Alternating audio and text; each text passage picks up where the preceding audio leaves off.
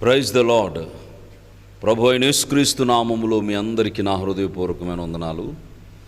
మరొకసారి దేవుని సేవకుడిగా మీ అందరికీ దేవుని యొక్క వాక్యాన్ని అందించడానికి, దేవుని బిడ్డలారా, ఉన్నవాడను అనువాడనని మాట్లాడిన ప్రభు అయిన దేవుని నామానికి ఘనత ప్రభావాలు ఈ కార్యక్రమం ద్వారా ఆరోపించడానికి ప్రభువు నాకు మీకు మనందరికి అనుగ్రహించిన ఈ మంచి తరుణాన్ని బట్టి నేను ప్రభువుని ఎంతగానో మహింపరుస్తూ ఉన్నాను.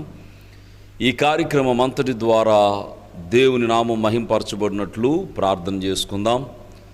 అందరూ తల వంచి ప్రార్థనలో ఏకీభవించవలసిందిగా మనవి చేస్తూ ఉన్నాను.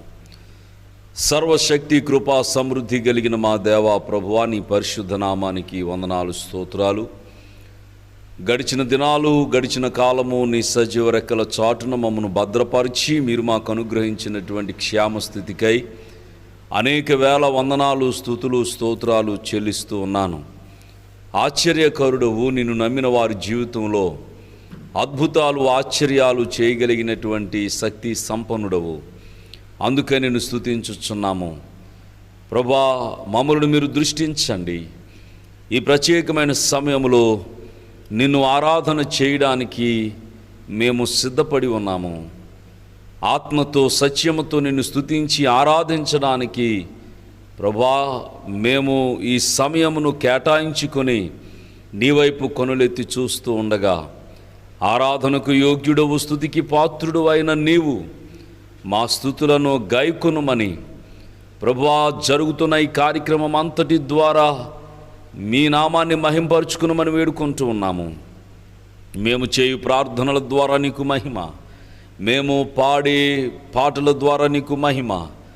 దేవాని పరిశుద్ధ గ్రంథాన్ని శ్రద్ధాశక్తులతో మేము తెరచి నీ యొక్క వాక్కు కొరకు కనిపెడుతూ ఉండగా మీరు మాతో మాట్లాడుమని ప్రభువా, నీ వాక్కు చేత మమ్మను సరిచేసి బలపరిచి స్థిరపరిచి భూమి మీద ప్రభువా నీ చిత్తాన్ని నెరవేర్చేటువంటి నీ నామ మహిమార్థమైనటువంటి పనిముట్లుగా, సాధనాలుగా మేము ఉండడానికి కృప చూపించమని వేడుకుంటూ ఉన్నాము. ఘనత ప్రభావాలు మీకే ఆరోపించుచు యేసు ప్రశస్త నామములో ఈ ప్రార్థనాస్తుతులు నీకు సమర్పించుకొనుచున్నాము పరమ తండ్రి. Amen, amen.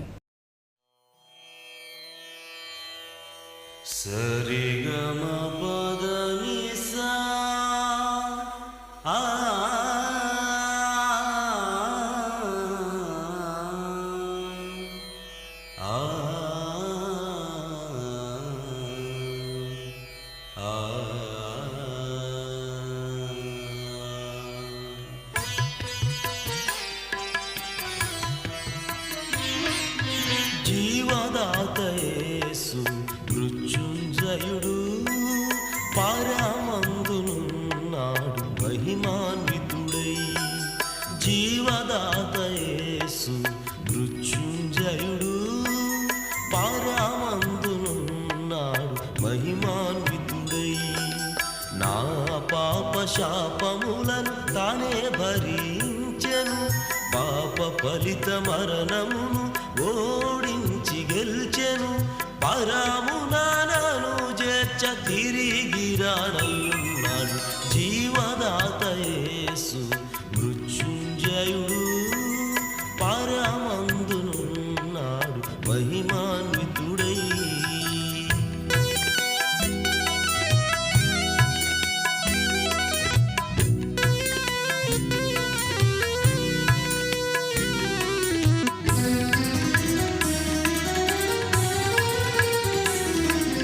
పాపిని రక్షించుటయే పరమార్థముగా పరమాత్ముడి సామాన్య మనుజుడాయెను.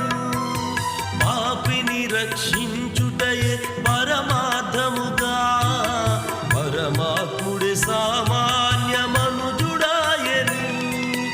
ఏ లోపములేని నిష్కలంకుడై పరిశుద్ధుడై యేసు జీవించెను. ఏ లోపములేని నిష్కలంకుడై పరిశుద్ధుడై యేసు జీవించెను. సిలువలో సహనంతో నా పాపము భరించి మరణించి మృత్యు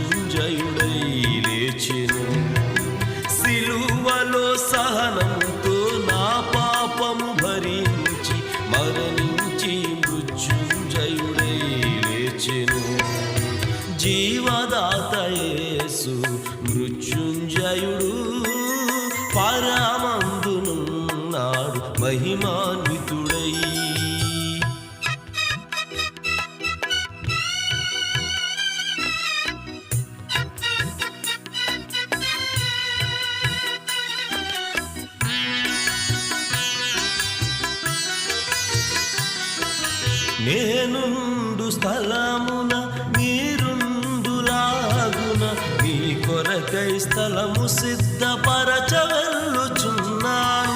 నేనుండు స్థలమున మీరుండులాగున మీ కొరకై స్థలము సిద్ధపరచ వెళ్ళుచున్నాను.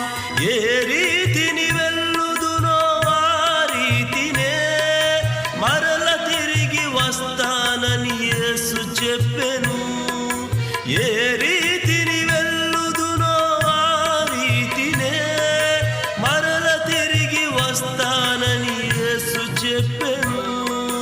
వధువైన సంఘమును ప్రేమించి ప్రభు యేసు నూతన వరుడై మరల రాయుండెను. వధువైన సంఘమును ప్రేమించి ప్రభు యేసు నూతన వరుడై మరల రాయుండెను. జీవదాత యేసు మృత్యుంజయుడు పరమందునున్నాడు మహిమాన్వితుడై. జీవదాత యేసు మృత్యుంజయుడు పరమందునున్నాడు మహిమాన్వితుడై. నా పాప శాపములను తానే భరించెను. పాప ఫలిత మరణమును ఓడించి గెల్చెను. పరమునానను చేర్చ తిరిగి రానయ్యున్నాడు. జీవదాత యేసు మృత్యుంజయుడు పరమందునున్నాడు మహిమాన్వితుడై.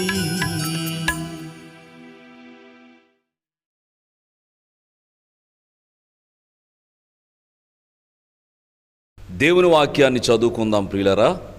కొద్ది నిమిషాలు దేవుని వాక్య లేఖనాలను దేవుని సేవకుడిగా నేను ప్రకటిస్తూ ఉన్నప్పుడు మీరు గ్రంథాలు తెరిచి దేవుని వాక్యం మీద మీ మనస్సు ఉంచాలని దేవుని దాసుడిగా మీకు మనవి చేస్తూ ఉన్నాను. నేటి వాక్య అధ్యయనం కొరకు తెస్సలోనిక సంఘానికి ప్రభువు రాసిన మొదటి పత్రిక, పౌలు తెస్సలోనికైలకు రాసిన మొదటి పత్రిక 2వ అధ్యాయము 17వ వచనం చదువుతున్నాను.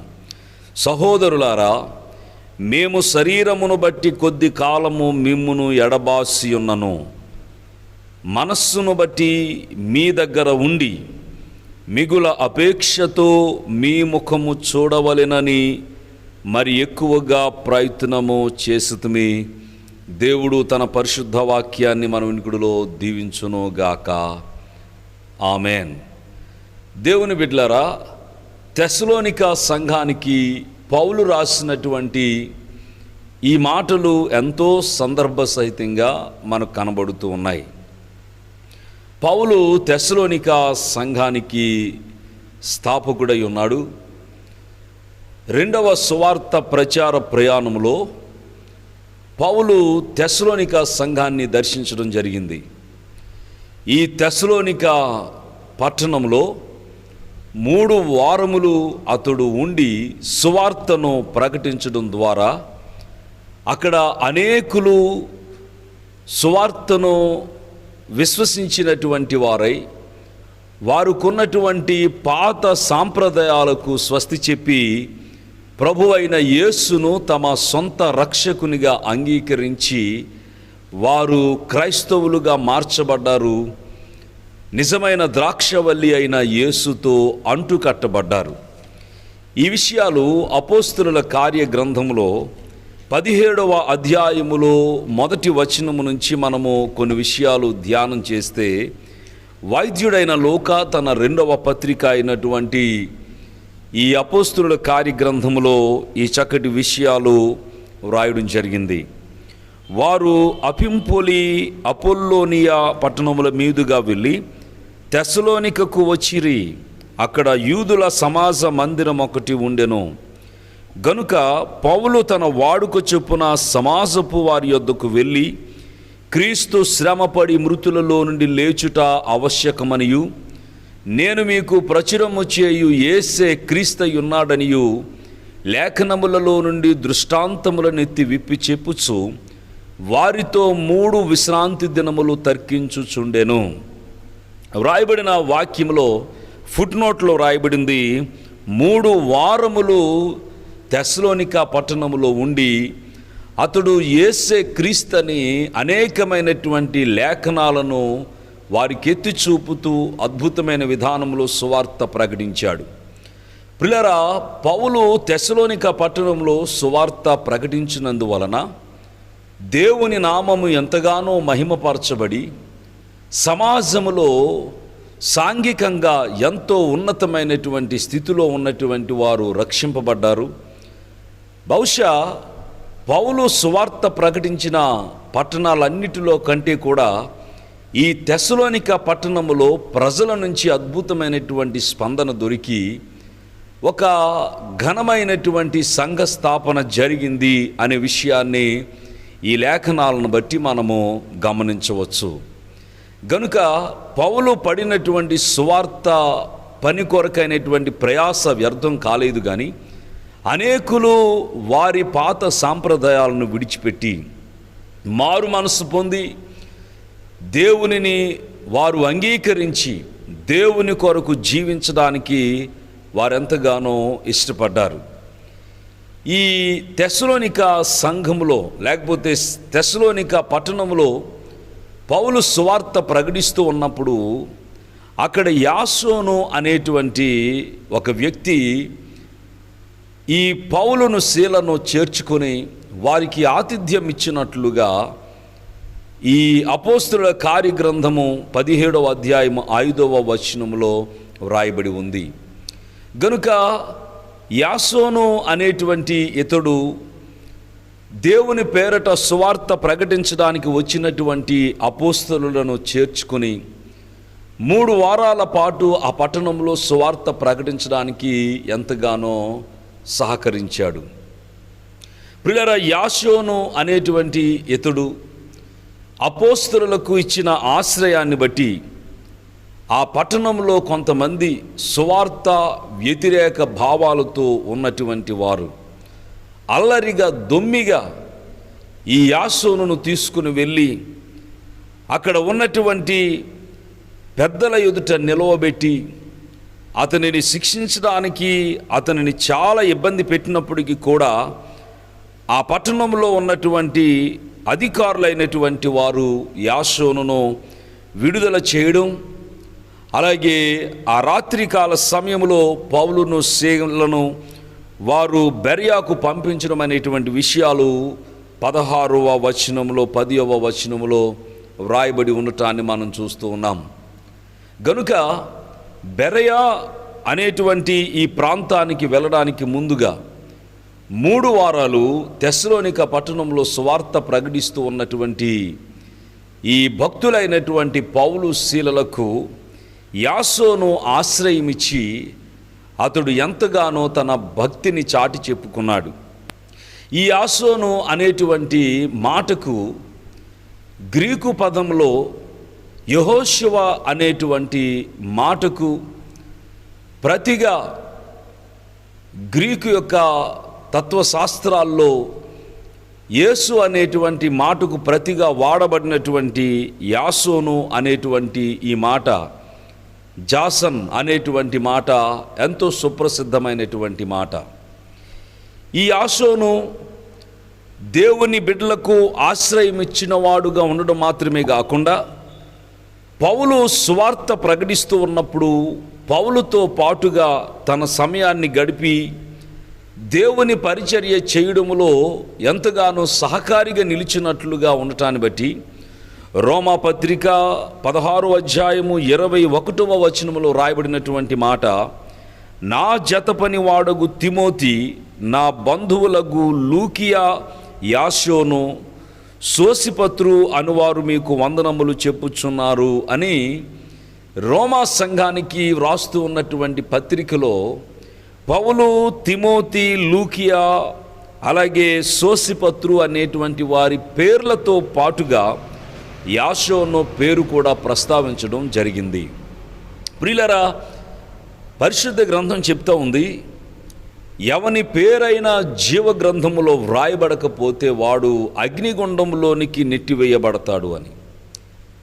ఈరోజు మనము కలిగి ఉన్నటువంటి ఈ పేరు ఈ భూమండలంలో ఎంత ప్రఖ్యాతిగాంచినా కూడా మన పేరు జీవగ్రంథములో వ్రాయబడి ఉన్నదా లేదా అనేది చాలా ప్రాముఖ్యమైనటువంటి విషయమై ఉంది.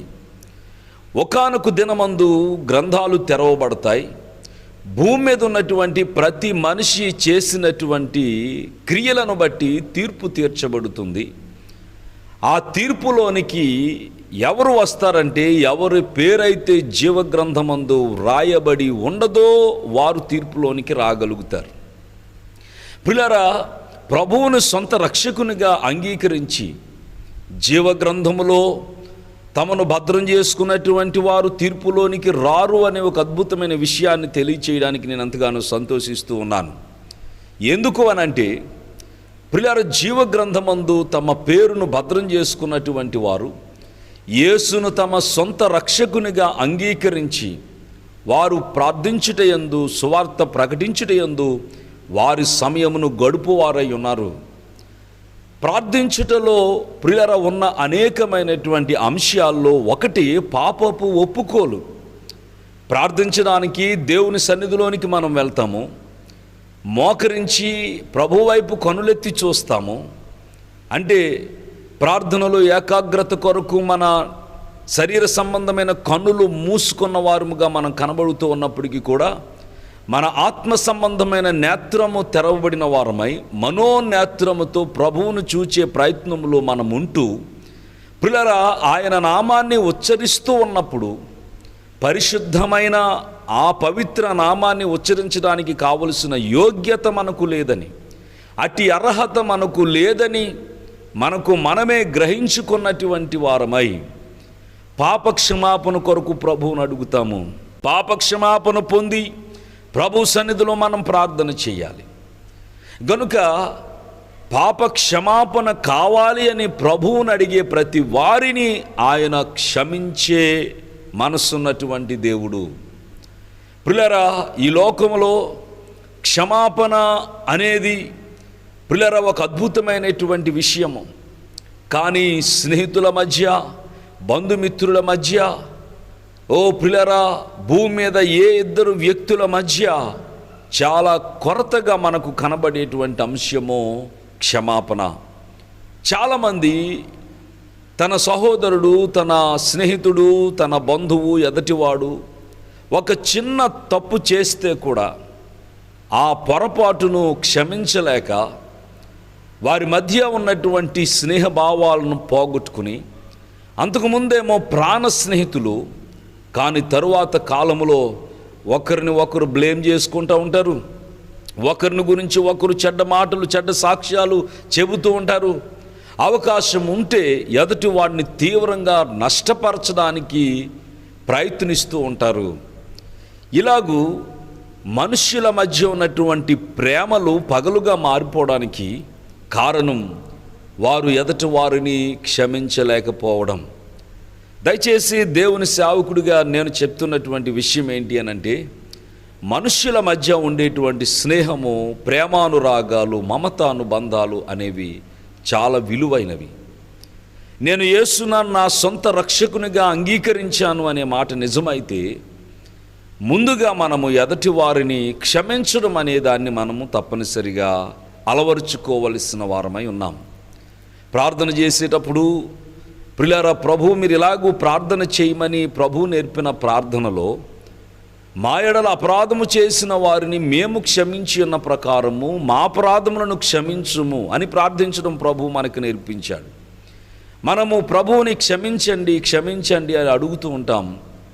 ఆయన మనలను క్షమిస్తూనే ఉన్నాడు. అయితే ఈ క్షమాపణ మనం పొందుకోవడానికి మనకు ఉండాల్సినటువంటి అర్హత ఏంటి అని అంటే, ఎదుటి వారిని మనము క్షమించేవారుగా మనం ఉండాలి.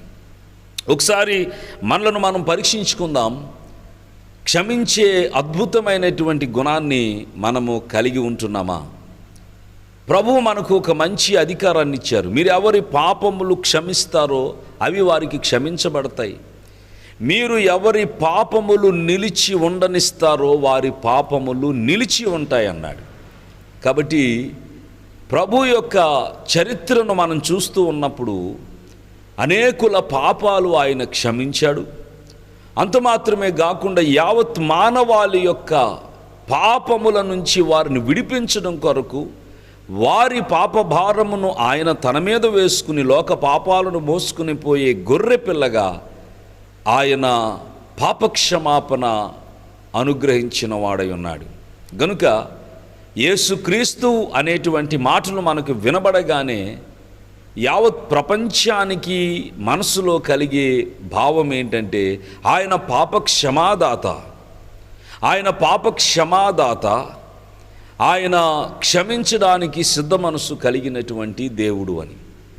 ఈ అద్భుతమైనటువంటి విషయాన్ని లేఖన పరిశోధన ద్వారా గ్రహించిన క్రైస్తవులు ప్రార్థన చేసుకుంటూ ప్రార్థించడానికి మోకరించిన ప్రతిసారి ప్రభువుని క్షమించమని అడుగుతూ ఉన్నారు. వారు క్షమింపబడ్డారు. వారు యేసుక్రీస్తు శిలువ బలియాగము ద్వారా నీతిమంతులుగా తీర్చిదిద్దబడ్డారు. యథార్థులుగా వారు తీర్చిదిద్దబడ్డారు. దేవుని కుమారులుగా ఉండడానికి కావలసిన అర్హతను సంపాదించుకున్నారు. గనుక వారు పరలోక రాజ్యాన్ని పొందుకోవడానికి అర్హులై ఉంటూ ఉన్నారు. గనుక ప్రియులారా, మన పేరు జీవగ్రంథమందు వ్రాయబడి ఉన్నదా లేదా అనేటువంటిది మనము పరీక్షించుకోవలసినటువంటి విషయం. దేవుని వాక్యం సెలవిస్తుంది, జీవగ్రంథమందు ఎవరు తమను భద్రపరుచుకుని ఉండరో వారు నిత్య నరకాగ్ని పాలవుతారు. వారు అలాంటి నిత్య నరకాగ్ని పాలవ్వడానికి వారు రెండవ పునరుద్ధానములో, తీర్పు పునరుద్ధానంలోనికి వారు లేవనెత్తబడతారు. జీవ పునరుద్ధానము, తీర్పు పునరుద్ధానం అని రెండు పునరుద్ధానాలు ఉన్నాయి. మొదటిది ప్రభువైన యేసు రెండవ రాకడ కొరకైనటువంటి బూర ప్రతిధ్వనించగానే మృతులైన వారు, ప్రభువునందు మృతులైన వారు మొదట లేస్తారు. ఆ తర్వాత సజీవులుగా ఉన్నటువంటి మనము లేపబడతాము. అప్పుడు వారు మనము ఒకటిగా ప్రభువుని ఎదుర్కొనడానికి మేఘముల మీద కొనుపోబడతాము. ఇది రహస్య రాకడ. ఇది లోకానికి తెలియకుండానే జరిగిపోయేటువంటి రాకడ. ఎత్తబడిన తరువాత భూమి మీద ఉన్నటువంటి మిగిలినటువంటి మానవులైనటువంటి వారు కూడా మరొక పునరుద్ధాన దినమందు లేపబడతారు. అప్పుడు వారు పునరుద్ధరణ పొందేది ఎందుకు అనంటే వారు తీర్పులోనికి తీసుకుని రాబడతారు.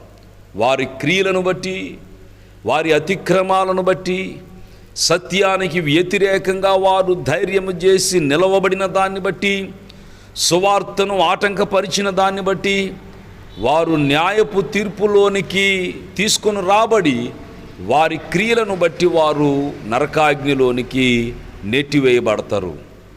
గనుక ప్రియమైన దేవుని బిడ్డలారా, మనము రక్షణ పొంది జీవగ్రంథములో మనము భద్రం చేసుకోవాలి.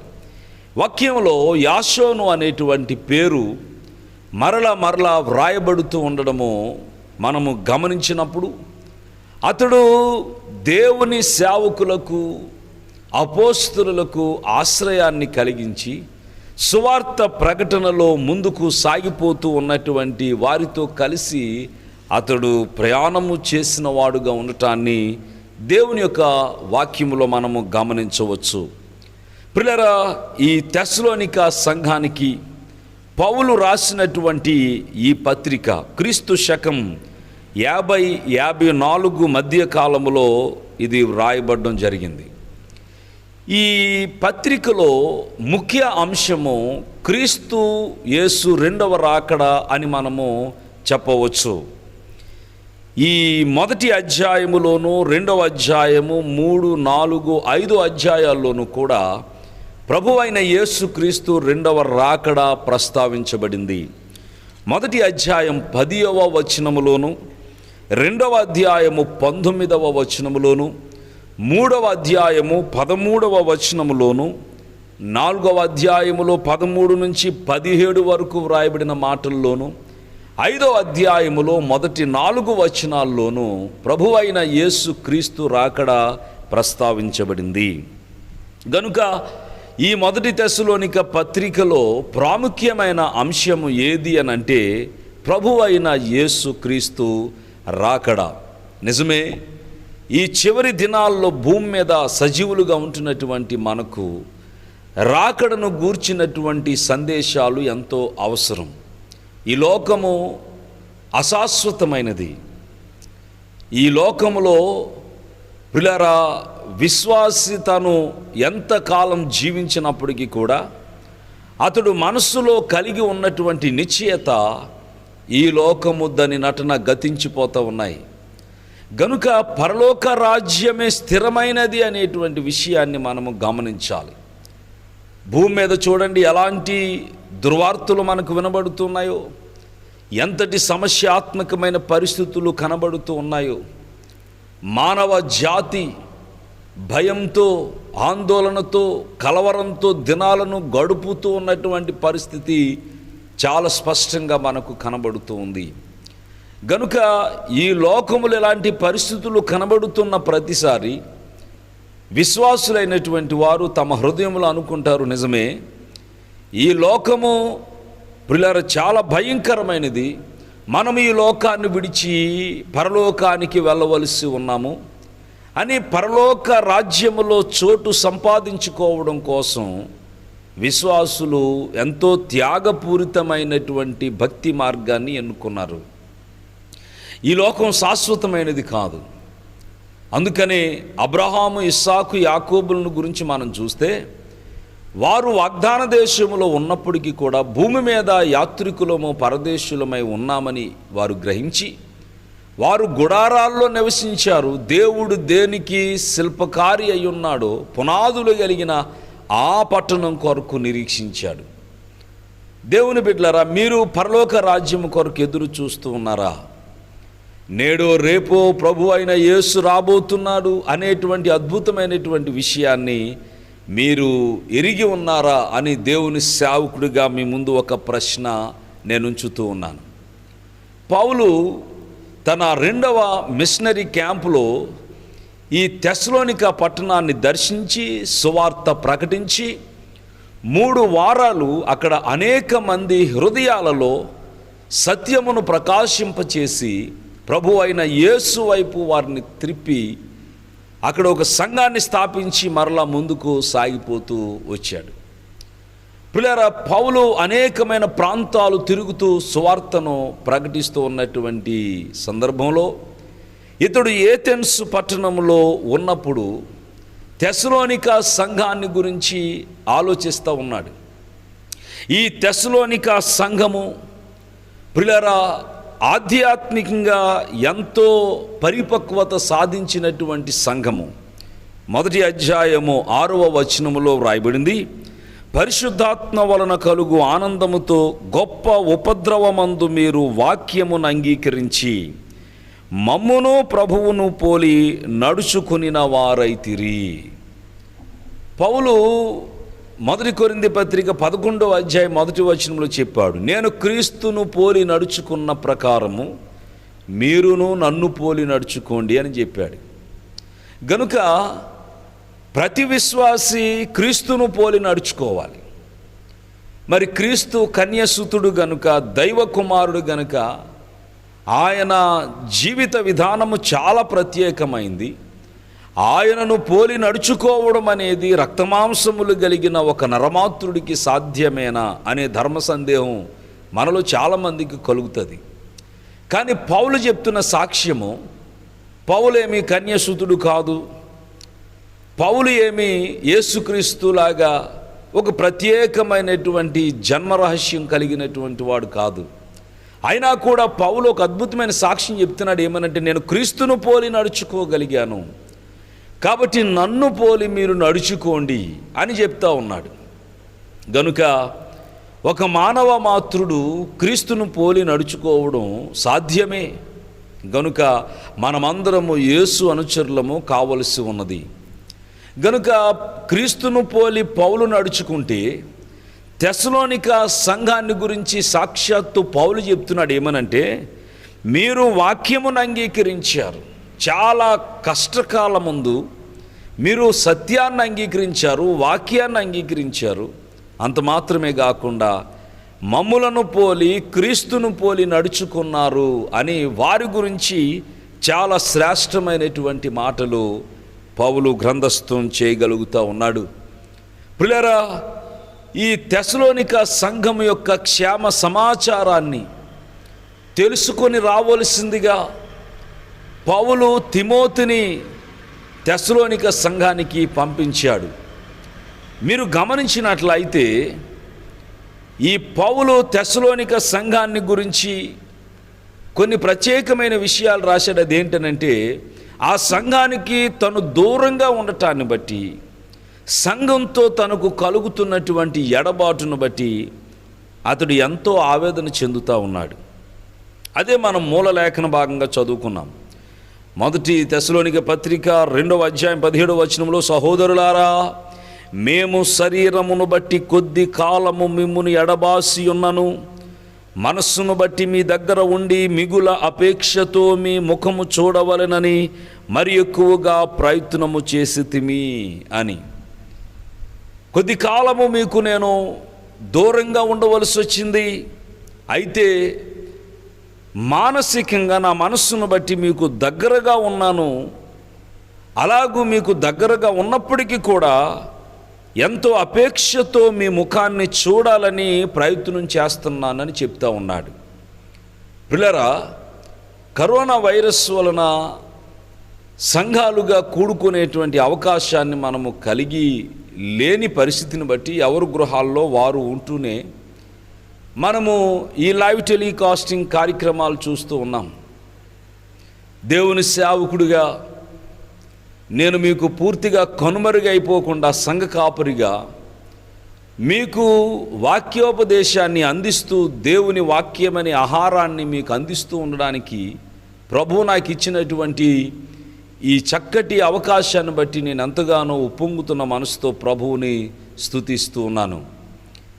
మీరు కూడా చక్కగా ఈ మాటలు వింటూ మీ కామెంట్స్ ద్వారా, మీ ఎస్ఎంఎస్ల ద్వారా, ఫోన్ కాల్స్ ద్వారా మీ సంతోషకరమైన సాక్ష్యాలను మాతో పంచుకుంటూ ఉన్నటువంటి విధానాన్ని బట్టి నేను ప్రభువుని స్తుతిస్తూ ఉన్నాను. ఒకవేళ ఎవరైనా సహవాసాన్ని మర్చిపోతున్న వారు ఉన్నారేమో, సంఘాన్ని, తోటి సహోదరులను, సేవకులను, నాయకులను మర్చిపోతున్నటువంటి వారు ఉన్నారేమో. పౌలు చెప్తున్నాడు, ఎడబాటు అనే అంశాన్ని గురించి ఇక్కడ ప్రస్తావిస్తూ ఉన్నాడు. ఈ విషయంలో మీరు పరిశుద్ధ గ్రంథంలో నుండి కొన్ని విషయాలను ఆలోచింప చేయాలని ఆదాము హవ్వలను గూర్చినటువంటి విషయాన్ని నేను ఇక్కడ ప్రస్తావిస్తూ ఉన్నాను. దేవుడైన యెహోవా తూర్పున ఏదోనులో ఒక తోట వేసి, ఆ తోటలో ప్రతి విధమైనటువంటి ఫలవృక్షములను ఆయన ముందుగానే సిద్ధపరిచి, ఆ తోటలో ఆదాము హవ్వలను తోటను సేద్యం చేయడానికి ఉంచినట్లుగా బైబిల్ గ్రంథంలో ప్రారంభ పుస్తకమైన ఆదికాండం ప్రారంభపు అధ్యాయాల్లో మనం చూస్తాం. ఆదాము హవ్వలు ప్రతి చల్లపూట దేవుని యొక్క సన్నిధిని వారు అనుభవించేవారు. నిజంగా అది ఊహించుకుంటే ఎంత ఆనందకరమైనటువంటి పరిస్థితో.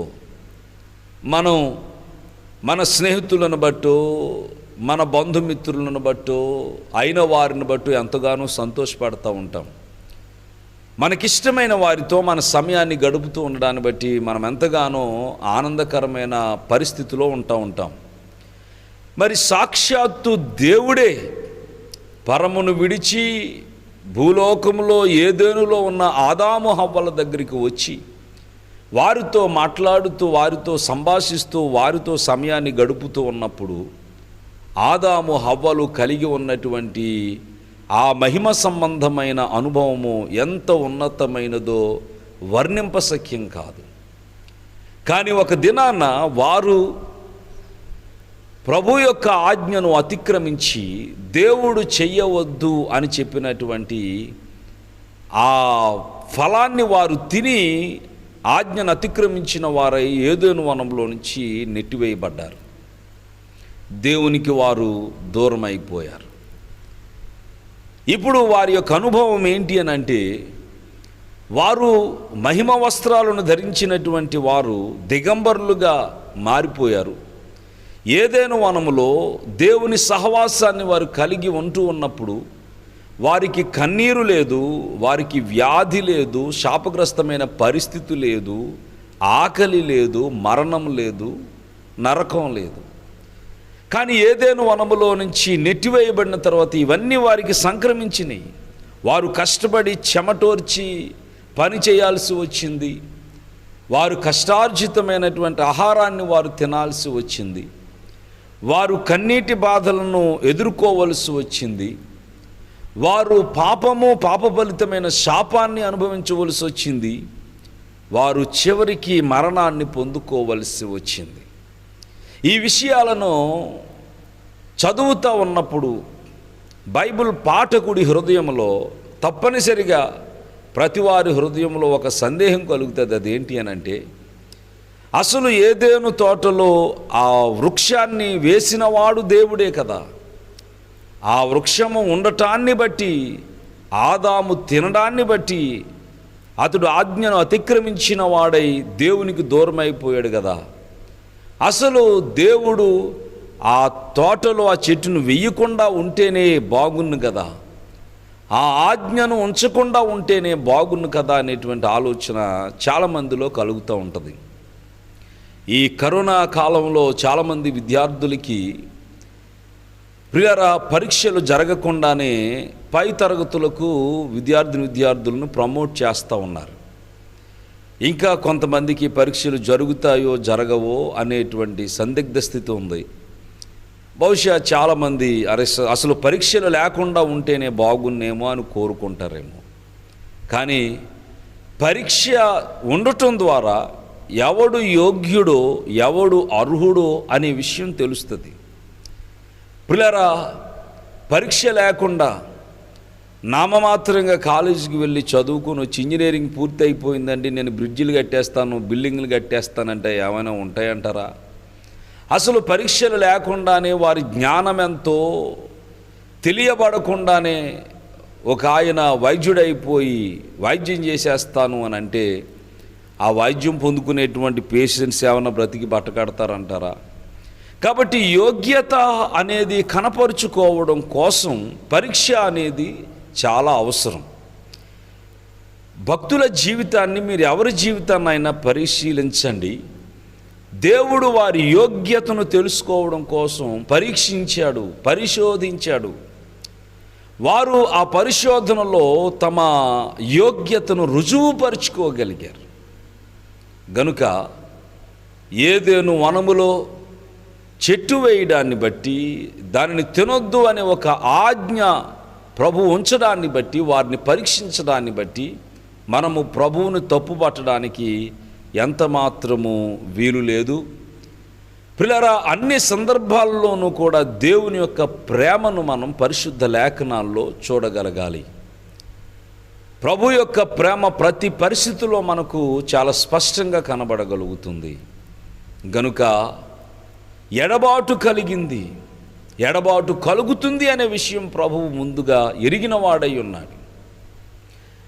దేవుడు తన మనస్సులో నేను ఒక నరుని చేస్తాను, ఆ నరుని తీసుకుని వెళ్ళి ఏదేను వనంలో పెడతాను, అతన్ని పరీక్షించడానికి నేను ఒక ఫలవృక్షాన్ని, మంచి చెడ్డల తెలివినిచ్చేటువంటి ఫలవృక్షాన్ని అక్కడ ఉంచుతాను అని ఆలోచన చేసుకుంటూ ఉన్నప్పుడు సాతానుడు దేవుని ముందు ఒక ఛాలెంజ్ ఉంచాడంట. అదేంటంటే, నీవు ఎంతో ప్రేమతో నీ పోలికలో మనిషిని కలుగు చేసుకోవడానికి నీవు ఆలోచిస్తూ ఉన్నావు.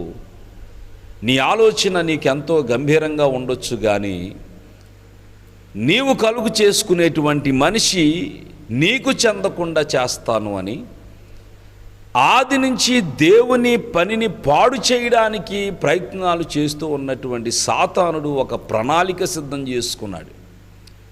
సాతానుని యొక్క మాయోపాయము దేవునికి తెలిసినా కూడా సాతానుడు పాడు చేయడానికి ప్రయత్నిస్తాడు. గనుక నేను అసలు మనిషినే చెయ్యను అని అనుకుంటే దేవుడు పిరికివాడవుతాడు. ఎందుకంటే సాతానుడికి భయపడి అతడు సృష్టి క్రమాన్ని చేయకుండా అయిపోతూ ఉన్నాడు కాబట్టి. కానీ ప్రభువు జయించువాడై ఉన్నాడు. తాను సంకల్పించిన దానిని ఖచ్చితముగా ఆయన నెరవేర్చి తీరుతాడు. ప్రియులారా, దేవుడు తన మనసులో అనుకున్నాడు, నేను ఎంతో ప్రేమతో కలుగు చేసుకునేటువంటి మనిషిని నీవు దూరం చేయడానికి ఎన్ని ప్రయత్నాలు చేసినా, మనిషి నిజంగా నాకు దూరం అయిపోయినా, నా కుమారుడు నాకు దూరం అయిపోయినా మరలా అతనిని నేను సంపాదించుకుంటాను, అతనిని నావాడుగా నేను గెలుచుకుంటాను అని ప్రియులారా సృష్టి క్రమాన్ని చేయడానికి ప్రభు ఉపక్రమించాడు. సాతానుడు తన కుయుక్తితో దేవునికి నరుని దూరం చేసిన శిశు ప్రసూతి ద్వారా, అనగా తన అద్వితీయ కుమారుడైన యేసును రక్షకునిగా ఈ లోకంలోనికి పంపించడం ద్వారా యావత్ మానవాళికి ఆయన రక్షణను అనుగ్రహించిన వాడై ఉన్నాడు. అందుకే ఆదికాండం 3:15 క్రీస్తు జననాన్ని గురించిన మొదటి వాగ్దానం చేయబడింది. ఆది తల్లిదండ్రులైన ఆదాము హవ్వలు ఇద్దరు రక్షింపబడాలి అనేది దేవుని యొక్క అనాది సంకల్పమై ఉన్నది. గనుక వారు త్రోసివేయబడ్డారు బయటికి. అయినా కూడా ప్రియులారా, ఆదాము హవ్వలు కానివ్వండి, వారి సంతానం కానివ్వండి, వారు దేవునికి భయపడడం అనేటువంటి భక్తిని వారు వదులుకోలేదు. అందుకే హేబేలు తన మందలో నుండి శ్రేష్టమైనటువంటి అర్పణను ప్రభువుకు తీసుకొచ్చాడు. కయ్యను కూడా అర్పణ తీసుకొచ్చాడు. జరిగిన వృత్తాంతం మనందరికీ తెలుసు. కానీ ప్రియులారా, ఆదాము ఏదెను వనములో ఉండగా దేవునితో సంతోషంగా జీవించేటువంటి అనుభవాన్ని కలిగి ఉన్నాడు. కానీ ఏదెను వనములో నుంచి వెలుపలకు నెట్టివేయబడిన తర్వాత తన మనస్సులో ఎంతో వేదన, దేవునికి దూరమైపోవడం వలన తనకు కలుగుతున్నటువంటి ఆ చింత. ప్రియులారా, అతడు ఏం కోల్పోయాడో, ఏం నష్టపోయాడో తలంచుకుంటూ అతడు చాలా పశ్చాత్తాపంతో దినాలని గడుపుతూ వచ్చాడు. అందుచేతనే ఆదాము యొక్క సంతానానికి అతడు భక్తిని ప్రబోధించాడు. ఆదాము సంతానమైనటువంటి వారు విని కొంతవరకు దానిని అభ్యాసం చేయగలిగేవారేమో. కానీ ఆదాము తర్వాత 7వ వాడైనటువంటి హనోకు దేవుని రూపాన్ని గురించి, దేవుని వాక్కును గురించి, దేవుని ప్రేమను గురించి, దైవత్వాన్ని గురించి క్షుణ్ణంగా తెలుసుకున్నటువంటి వాడై అతడు విన్న దాన్ని బట్టి జీవించడం అభ్యాసం చేశాడు. అతడు అలాగూ దేవునికి ఇష్టమైన జీవితాన్ని జీవిస్తూ దేవునితో నడుస్తూ ఒకానొక దినాన హనోకును దేవుడు తీసుకుని వెళ్ళిపోయినప్పుడు హనోకు దేవునితో నడిచి వెళ్ళిపోయాడు. ఎంత అద్భుతమైన అనుభవం హనోకుది. ప్రియులారా, ఈనాడు సంఘం యొక్క అనుభవము అదే. సంఘము దేవునితో నడుస్తూ ఉంది, ప్రయాణము చేస్తూ ఉంది. సంఘము దేవుని యొక్క సన్నిధిని అనుభవిస్తూ ఉంది. సంఘము సువార్త ప్రకటనలో యేసు యొక్క అడుగు జాడల్లో ముందుకు సాగిపోతూ అనేకమైన ఆత్మలను ప్రభువు కొరకు సంపాదించే ప్రయత్నములో ఉంది. దేవునికి స్తోత్రం కలుగునుగాక. ప్రియులారా, హనోకు ఆరోహణము వలె హనోకును దేవుడు తీసుకుని వెళ్ళిపోయినందున హనోకు లేకపోయినట్లు త్వరలో సంఘాన్ని కూడా ఆయన తీసుకుని వెళ్ళబోతూ ఉన్నాడు. గనుక హనోకు దేవునితో సాకులు చెప్పి ఈ లోకంలోనే ఉంటాను, ఈ లోకంలో నాకు ఇంకా కావలసిన వారు ఉన్నారు అని లోతు భార్యలాగా వెనుకకు తిరిగి చూచిన అనుభవం కలిగిన వాడు కాదు. కానీ దేవునితో వెళ్ళిపోవడానికి ఇష్టపడ్డాడు.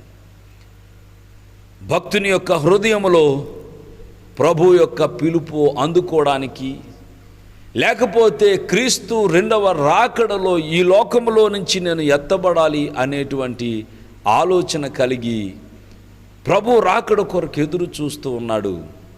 అందుచేతనే ఆత్మయు సంఘమును రమ్ము అని చెప్పుచున్నారు, వినువాడును రమ్ము అని చెప్పవలెను అని ప్రకటన గ్రంథములు 22వ అధ్యాయములో వ్రాయబడినటువంటి మాటలను మనము ధ్యానం చేయడం జరిగింది. గనుక ఎడబాటు అనేటువంటి అంశము. ప్రియులారా, పౌలు తెస్సలోనిక సంఘాన్ని స్థాపించిన తర్వాత అతడు సువార్త ప్రకటించడానికి ముందుకు సాగిపోతూ ఉన్న తెస్సలోనిక సంఘాన్ని గురించి, తెస్సలోనిక సంఘం యొక్క క్షేమాన్ని గురించి అతడు ఆలోచిస్తూ ఉన్నాడు. సంఘము పౌలును పోలి, క్రీస్తును పోలి నడుచుకునే అంత అద్భుతమైనటువంటి అనుభవాన్ని సంపాదించుకుంది కదా. ఆ ఉన్నతమైన అనుభవంలో నుంచి క్రిందికి దిగిపోవడానికి వీల్లేదు అని ఆ సంఘాన్ని ప్రోత్సహించడానికి, ఆ సంఘానికి పౌలు యొక్క సమాచారాన్ని తెలియచేసి ఆ సంఘం యొక్క సమాచారాన్ని తీసుకుని రమ్మని తిమోతిని ఏథెన్సు పట్టణం నుంచి పంపించడం జరిగింది. విశ్వాసుల యొక్క ఆత్మీయత ఉదయించిన సూర్యుని యొక్క తీవ్రత మధ్యాహ్నం వరకు అంతకంతకు ఎలాగూ పెరిగిపోతుందో అలాగూ విశ్వాస యొక్క ఆధ్యాత్మికత ఇంకా ప్రకాశమానమైన అనుభవంలోనికి వెళ్ళాలి. కానీ మధ్యాహ్నము నుంచి సూర్యుడు సాయంకాలం వరకు ఎలాగూ ఇంకా చల్లబడిపోతూ ఉంటాడో, వాతావరణం ఎలాగ చల్లబడిపోయి చివరికి చీకటి పడిపోతుందో అలాగూ విశ్వాసి చల్లారిపోవడానికి వీల్లేదు. అందుకే ప్రభు తన ఆత్మను పంపించాడు భూమి మీదకి. భూమి మీద తన వాక్యాన్ని మనకు అందిస్తూ ఉన్నాడు. ప్రభు అందిస్తున్నటువంటి వాక్యంతో మన హృదయాన్ని నింపుకొని మన అనుభవాలు ప్రియులారా అంతకంతకు ప్రకాశమానమైన అనుభవాలుగా ఉండేటట్లుగా మనము ఆత్మీయతను కాపాడుకోవలసినటువంటి వారమై ఉన్నాము. ప్రభు చెప్పాడు, నేనే మార్గము, సత్యము, జీవము అని. గమనించారా? యాకోబు పద్దనరాముకు వెళ్ళిపోతూ రాత్రికాల సమయంలో రాతిని తలగడగా చేసుకుని నిద్రపోతూ ఉన్నప్పుడు అతనికి ఒక దర్శనం వచ్చింది. ఆ కలలో అతడు చూసినప్పుడు ఒక నిచ్చెన పరలోకము నుంచి భూలోకానికి వెయ్యబడి దేవదూతలు దాని మీదుగా ఎక్కుచూ దిగుచూ ఉన్నారు. హల్లెలూయా! ఆ నిచ్చెనే భూలోకము నుంచి పరలోకమునకు మార్గముగా ఉన్న ప్రభు అయిన యేసు క్రీస్తు. అడుగు తీసి అడుగు వేస్తూ ఉంటే పైపైకి ఎక్కి వెళ్ళే అనుభవము. ప్రియులారా, యెరికో నుండి యెరూషలేముకు ఎత్తుకు ప్రయాణం చేసేవారుగా మనం ఉండాలి. కానీ యెరూషలేము నుంచి యెరికోకు దిగి వెళ్ళిపోయేవారుగా మనం ఉండకూడదు. అలాగూ ప్రయాణమై వెళ్తున్నటువంటి వాడు దొంగల చేతుల్లో చిక్కబడి అతడు చాలా తీవ్రమైనటువంటి అవస్థపడి, గాయపరచబడి, దోచుకోబడి, కొన ఊపిరితో పడి ఉన్నటువంటి పరిస్థితిని మంచి సమరైన ఉపమానంలో ప్రభు చెప్పారు. ఈ వాక్యాన్ని మీరు వింటూ ఉన్నప్పుడు మీ అనుభవము అంతకంతకు ప్రకాశమానమైన అనుభవంలోనికి వెళ్తా ఉందా? అంతకంతకు చలారిపోగలుగుతూ ఉన్నారా? మిమ్మును మీరు పరీక్ష చేసుకుని ప్రభువుని బ్రతిమలాడండి. నీ ఆత్మను మాలో ఉంచి మమ్మల్ని ఉజ్జీవపరచండి, మాలో ఉజ్జీవ జ్వాలలు రగిలించండి అని ప్రభువుని అడిగినట్లయితే ప్రభు తన ఆత్మను మీలో ఉంచి మహిమ సంబంధమైన అనుభవాలతో మిమ్మల్ని ముందుకు నడిపించగలుగుతారు అని దేవుని సేవకుడిగా తెలియచేస్తూ ఉన్నాను. తెస్సలోనిక సంఘానికి తిమోతి వెళ్ళాడు. ఈ తిమోతి చక్కగా వారిని అనేకమైన విషయాలు చెప్పి బలపరిచాడు. అంత మాత్రమే కాకుండా అక్కడి నుండి తిరిగి వచ్చి పౌలుకి ఒక చల్లని వార్త చెప్తా ఉన్నాడు. ఈ మొదటి తెస్సలోనిక పత్రిక 3వ అధ్యాయములో 6వ వచనములో, తిమోతియు ఇప్పుడు మీ యొద్ద నుండి మా యొద్దకు వచ్చి మేము మిమ్మును ఎలాగూ చూడనపేక్షించుచున్నామో అలాగే మీరును మమ్మను చూడనపేక్షించుచు ఎల్లప్పుడూ మమ్మను ప్రేమతో జ్ఞాపకం చేసుకొనుచున్నారని మీ విశ్వాసమును గూర్చి మీ ప్రేమను గూర్చి సంతోషకరమైన సమాచారము మాకు తెచ్చెను. దేవునికి మహిమ కలుగునుగాక.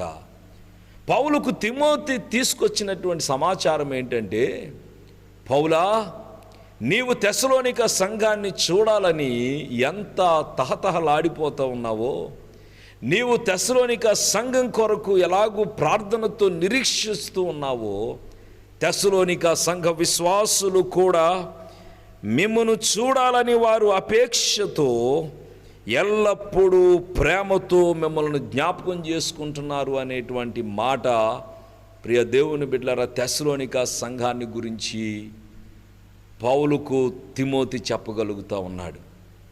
సందర్భ సహితంగా ప్రియులారా నేటి దినాలకు మనము ఈ మాటలను అన్వయించుకుంటే అనేక మంది దేవుని సేవకుల హృదయాల్లో, సంఘ కాపురులైనటువంటి వారి హృదయాల్లో ఈ ఆవేదన ఉంటుంది. మరలా లాక్డౌన్ తీసివేయబడేటప్పటికీ ఎంతమంది ఆత్మీయంగా ఆనాటి ఉద్యమాన్ని కలిగి ఉంటారో, సేవకులైన వారు సంఘాన్ని కనిపెట్టుకుంటూ ఏ ఒక్క వారం, ఏ ఒక్క కూటం విశ్వాసులు మిస్ కాకూడదని హెచ్చరిస్తూ ఉంటారు. మీ పనులు మీరు కలిగి ఉన్నప్పటికీ కూడా చకచకా మీ పనులు చక్కబెట్టుకుని చురుకుగా నుండుట గొప్ప భాగ్యమని లేఖనాలు సెలవిస్తూ ఉన్నట్లుగా మీరు మీ పనులు చకచకా చక్కబెట్టుకుని, హెబ్రీ స్త్రీలు చురుకైన వారు అని హెబ్రూ ఆ స్త్రీలను గురించి ఐగుప్తు దేశపు మంత్రసానులు ఫరోతో చెప్పినట్లుగా చక్కగా చురుకుతనాన్ని కలిగి పనులు చక్కబెట్టుకుని మీరు సంఘ కార్యక్రమాల్లో, సువార్త కార్యక్రమాల్లో పాల్గొనాలి అని సేవకులైన వారు పదే పదే పదే చెబుతూ ఉంటారు. ఈ మాటలు ప్రభువు మీ హృదయంలో ఫలింపచేయాలని దేవుని సేవకుడిగా కోరుకుంటూ ఉన్నాను. దేవునికే సమస్త ఘనత ప్రభావములు కలుగునుగాక. ఆమెన్. ప్రేమ కలిగిన మా ప్రియ పరలోకపు తండ్రి, సర్వశక్తిమంతుడువు, శ్రీమంతుడువు, గొప్ప దేవుడవు, నీ వాక్యము చేత మమ్మను పోషించుచు బలపరుస్తూ ఉన్న విధానాన్ని బట్టి ఘనత ప్రభావాలు నీకు ఆరోపించుకుంటూ ఉన్నాను. ప్రకటించబడిన వాక్యము ప్రతి వారి హృదయములో 30దంతులుగా, 60దంతులుగా, 100 ఫలించాలని ప్రార్థన చేస్తూ ఉన్నాం. ప్రభువా, ప్రపంచము ఈ అంత్య దినాల్లో ఎదుర్కొంటున్నటువంటి ఈ సమస్యాత్మకమైన పరిస్థితులను బట్టి ప్రార్థన చేస్తూ ఉన్నాం. విడువను ఎడబాయనని మీరు వాగ్దానం చేశారు. దేవా, నీ బిడ్డలను మీరు చేయిపట్టి నడిపించండి. నీ బిడ్డల జీవితాల్లో అద్భుతాలు, ఆశ్చర్యమైన కార్యాలు జరిగించండి. చీకటి అంధకార ప్రభావములను నిర్మూలము చేయమని వేడుకుంటూ ఉన్నాం.